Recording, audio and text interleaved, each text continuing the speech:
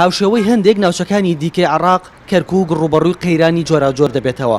هەندێک جار قەیرانەکان ڕاستەوخۆ پەیوەندیان بە حکوومەتەوە هەیە و هەندێک جاریش پەیوەندی بەو کەسانەوە هەیە کە بەرژەوەندیان لە دروستکردنی ئەو قەیرانانەدا هەیە، وەک بەشێک لە هاوڵاتیان ئەڵێن.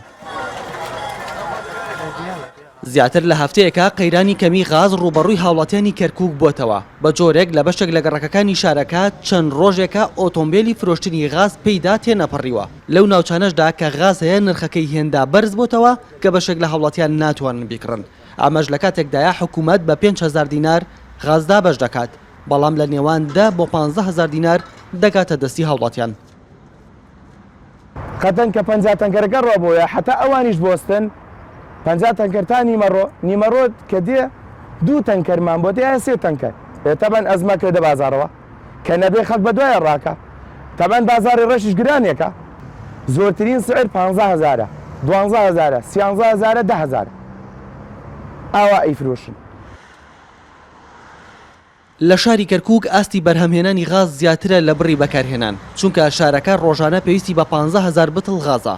لە ئێستاشدا ڕۆژانە زیاتر لە 25,000 بتڵ غاز لە شارەکە بەرهەم دەهێنرێت.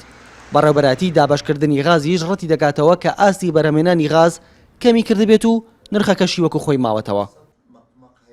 پرۆپاگەندە زیاتر لایەن ئەوانەی کەوا گەرەکیانە بازاری ڕەش دروست بکەن و فعلەن دروستیان کردووە. جا لێرە هەموو هاوڵاتیان ئاگادارەکەمەوە هیچ کێشەیەکمان نییە بە نسبەتی شاری کەرکووکەوە ئەڵێم لە مەوزوعی غازدا. غاز مەوجود زیادە لە حەدی خۆی ئێستا ئێمەی خەینە بازارەوە.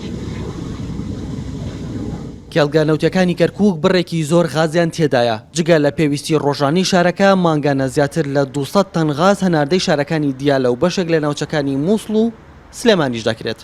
ڕۆکان جاڤێنارتی، کەرکووک.